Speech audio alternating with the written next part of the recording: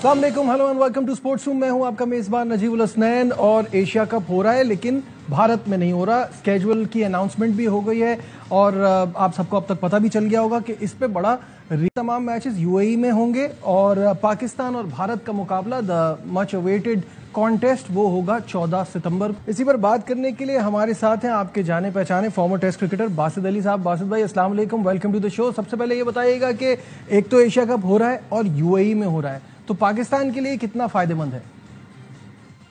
वालेकुम सलाम नजीब मियाँ, खैरियत से आप? मेरा नहीं ख्याल कोई फ़ायदा होगा दुबई में, क्योंकि पाकिस्तान की टीम का मोराल बहुत नीचे है। हम क्रिकेट इतनी अच्छी नहीं खेल रहे, स्पेशली T20 में। क्या टीम जाएगी ये देखेंगे पहले कि क्या कॉम्बो बनाते हैं ये लोग। बज़ाहिर जिस तरह की परफॉर्मेंस हमने देखी है अभी बांग्लादेश के अगेंस्ट, मुझे इतनी सूटेबल नहीं लग रही है। भाई एशिया कप को लेके ना ये एक पहले तो एक भारतीय मीडिया का प्रोपेगेंडा चल रहा था कि होगा ही नहीं, खेलेंगे ही नहीं, और फिर उसके बाद जब ये स्केड्यूल सामने आया तो वहाँ रोना धोना शुरू हो गया। मुझे तो एक ये बात समझ में नहीं आती कि आपका कोई स्टांस है तो फिर आप उस पर स्टिक करें, ये नहीं कि हम यहाँ खेलेंगे वहाँ नहीं खेलेंगे और पैसा इन्वॉल्व होगा तो खेलेंगे वरना नहीं खेलेंगे। तो फिर वो जो उसूल की बात है वो तो कहीं नहीं रही ना। तो ये आप समझते हैं ये पाकिस्तान के लिए जीत है? देखो, शोर तो मच रहा है जब से जंग हुई है। इंडियन मीडिया, आपको तो पता ही है ना, कराची भी फतह हो गया था, लाहौर भी फतह हो गया था। तो इंडिया का जो मीडिया है वो इतनी अच्छी रिपोर्टिंग नहीं कर रहा। और अभी जो एशिया कप का शेड्यूल अनाउंस हुआ है, इंडिया बीसीसीआई की तरफ से भी हाँ आएगी या नहीं आएगी, लेकिन टूर्नामेंट तो होगा, क्योंकि जो ये ब्रॉडकास्टर है इनका बहुत प्रेशर है। अभी आपने देखा ना लेजेंड लीग का जो मैच नहीं हुआ है, आप क्या समझते हैं वो क्या प्लेयर के मना करने से नहीं हुआ? ब्रॉडकास्टर ने नहीं होने दिया वो मैच, वरना तो सारा जो एक मोमेंटम था ना, जो पैसे कमाने का जरिया था, वो कम खत्म हो जाता। अब जो एशिया कप होगा जंग के बाद, तो उसकी वैल्यू बहुत ज्यादा होगी। 10 रुपए वाली चीज 10,000 में बिकेगी। इसलिए ये लेजेंड वाला मैच भी नहीं हुआ। और जैसा आपने बोला, शोर तो मचेगा जी, चाहे एशिया कप शुरू हो जाए और मैचेस हो जाएं, शोर मचेगा। खैर बिंग जो है वो काम ना आई और पाकिस्तान ने अपनी मनवाई। भारत का जो है वो रोना धोना एशिया कप के स्केड्यूल के बाद शुरू हो गया। बात ये हुई कि कोई क्रिकेट मैच देश से बढ़ के नहीं है, लेकिन वहां फिर पैसे इन्वॉल्व ना हो। पैसे हैं तो फिर क्या चलता है, फिर तो किसी से भी खेल लें, कुछ भी खेल लें। बासित भाई सवाल ये है कि पहले भी सहाफी, फॉर्मर क्रिकेटर्स, पॉलिटिशियंस, ये सब पाकिस्तान के साथ खेलने की मुखालिफत करते थे, लेकिन यहाँ इंपॉर्टेंट पॉइंट ये है कि अभी आपने गौतम गंभीर को भी देखा कि उन्होंने कुछ साल पहले ये स्टेटमेंट दिया था कि देश से बढ़ के कुछ नहीं है। तो अब वो टीम के हेड कोच हैं, तो वो इस सिनेरियो में अब वो क्या करेंगे? देखें, ये अभी से नहीं हो रहा है। मैं भी एक दफा वुमेन टीम के साथ गया था जब बहुत ज्यादा सिक्योरिटी हाई अलर्ट थी। 3 बसें गई थी बाई रोड, जिसमें किसी को ये नहीं पता था टीम कहाँ बैठी हुई है, और बसों के पर्दे जो थे वो बिल्कुल बंद थे। तो ये वहाँ पे ज़्यादा प्रॉब्लम होती है बनिस्बत पाकिस्तान के। लेकिन मैं एक चीज़ जानता हूँ नजीब, सरकार जब बोल दे ना, चाहे हमारी या इंडिया की, तो फिर होके रहता है।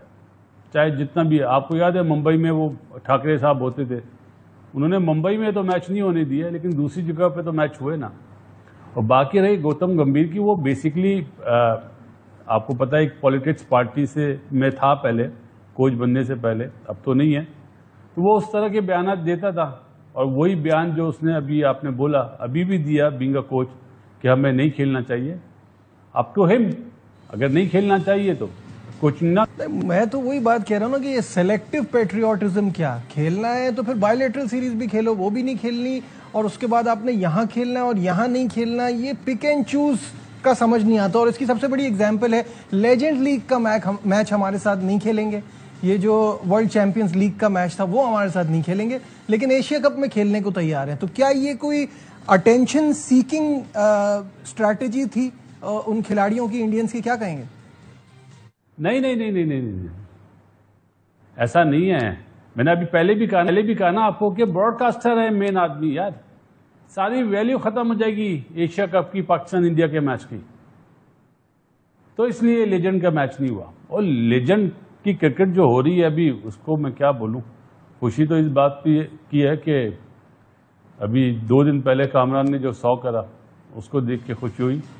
اچھا، اب تھوڑی سی بات ہم ٹیم کے حوالے سے بھی کر لیتے ہیں کہ ایشیا کپ میں آپ کو لگتا ہے یہی ٹیم کھیلے گی یا ستمبر میں اس میں کچھ تبدیلیاں دیکھ رہے ہیں آپ؟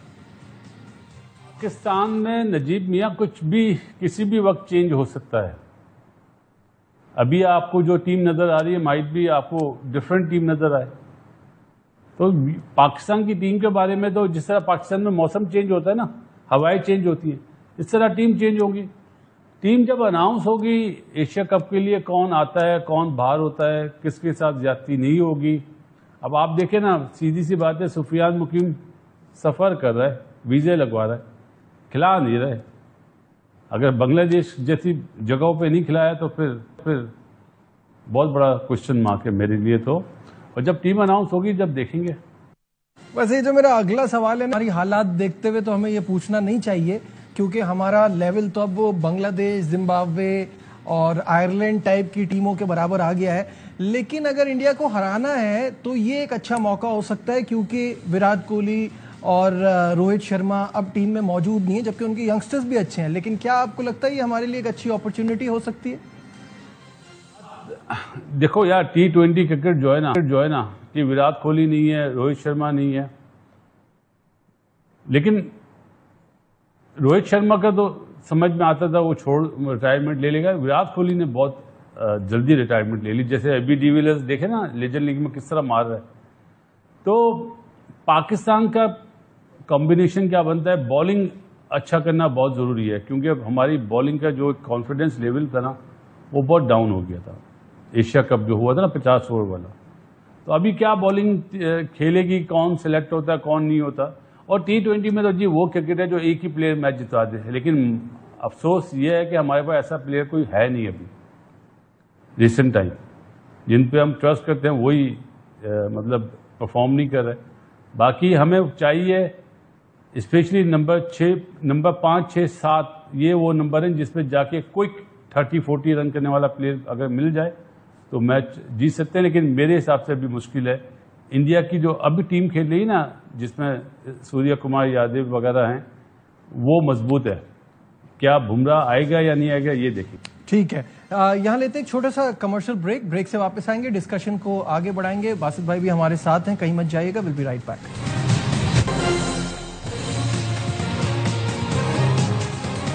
Glad to have you back once again to Sports Room. اور بریک پہ جانے سے پہلے ہم بات کر رہے تھے، باسط علی ہمارے ساتھ تھے اور بات ہو رہی تھی ایشیا کپ کے حوالے سے. لیکن آپ سب جانتے ہیں کہ ایشیا کپ سے پہلے ابھی پاکستان ٹیم کا امتحان ہے ویسٹ انڈیز کے خلاف سیریز، جس کے لیے قومی ٹیم بنگلہ دیش سے فلوریڈا پہنچ گئی ہے. پھر بڑھتے ہیں باسط بھائی کی طرف. باسط بھائی، ویسٹ انڈیز کے خلاف سیریز کا آغاز ہونے والا ہے. یہ سیریز کتنی مشکل ہوگی کنسیڈرنگ ویسٹ انڈیز اور یو ایس اے کی کنڈیشنز دیکھتے ہوئے، ان کو مد نظر رکھتے ہوئے کیا کہیں گے؟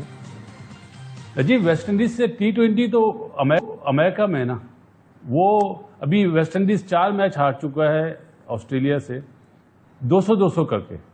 تو وہ بہت بیٹنگ کے لیے پچز اچھی تھی. اب جب یہ امریکہ آئیں گے وہاں پہ پچز کیسی ہوں گی، سب سے بڑی بات یہ ہے. اگر وہاں پہ ٹرننگ ٹریک بنے، کیونکہ وہاں پہ امریکہ میں کرکٹ تو بہت زیادہ ہوتی ہے، ٹرننگ ٹریک بنتے ہیں تو پاکستان کو فائدہ ہوگا. ادروائز اگر 200 رن والی پچ مل گئی تو ان کی بالنگ بھی اچھی ہے، ان کی بیٹنگ بھی اچھی ہے. Let's see. لیکن all go with West Indies in T20 also. اس وقت جو ہماری حالت ہے، everybody will go with West Indies, کیونکہ ہم تو بنگلہ دیش سے سیریز اتنی بری طرح سے ہار کر آ رہے ہیں. اس کے بعد اگر میں یہ کہوں کہ فرق اتنا پڑے گا کہ مین بالرز ہمارے واپس آ گئے ہیں، یہ آپ کے خیال میں کتنا اہم ہے؟ نجیب میاں، بالرز کی تو واپسی ہو گئی، لیکن بابر کو اور رضوان کو یہ مشکل سیریز ہی دیں گے. یہ ایک وہ سچ ہے جو لوگ شاید ان کی سمجھ میں نہیں آئے گا. آسان سیریز دے دیں گے تو ان کی تو جگہ پرماننٹ ہو جائے گی نا. انہیں مشکل سیریز میں اس لیے ڈالا جا رہا ہے کہ ان کی آرام سے چھٹی کر دیں. جو مائنڈ سیٹ ہے نا وہ چاہتا ہے کہ ہم ان کی چھٹی کریں. اور جو نئے پلیئر ان کی جگہ لیے ہیں ان میں اتنا دم نہیں ہے یار. کہ وہ جگہ لے سکیں. بابر چلیں T20 کے لیے میں سمجھتا ہوں کہ آپ اس کو وہاں پہ ریسٹ کرائیں, لیکن ون ڈے میں ابھی تو وہ ون ڈے, یہ تینوں ون ڈے سے باہر ہو رہے تھے, لیکن جو انسان کے فیصلے ہوتے ہیں وہ امپلیمنٹ نہیں ہوتے, اللہ تعالیٰ کے فیصلے امپلیمنٹ ہوتے ہیں. تو جو یہ بنگلہ دیش کی سیریز آ رہے ہیں اس سے آنکھیں بہت کھل گئی ہیں, چاہے وہ کوچ صاحب ہوں جو بہت ہیرو بنے ہوئے تھے, چاہے جو سلیکٹرز ہیں جو چاہ رہے ہیں کہ بابر, رضوان اور شاہین ٹیم میں نہ ہوں. کچھ سلیکٹر ایسے بھی ہیں جو نہیں چاہتے کہ یہ لوگ باہر ہوں. تو یہ دو ڈفرینٹ تھاٹس ہیں, لیکن جو اللہ کا فیصلہ ہوتا ہے وہ بہتر ہوتا ہے. بنگلہ دیش میں آپ جس طرح ہارے ہیں تو اب آپ دوبارہ آپ نے ریورس گھیر لگایا کہ نہیں بھائی انہیں لاؤ, تو اس وجہ سے یہ لوگ آپ کو.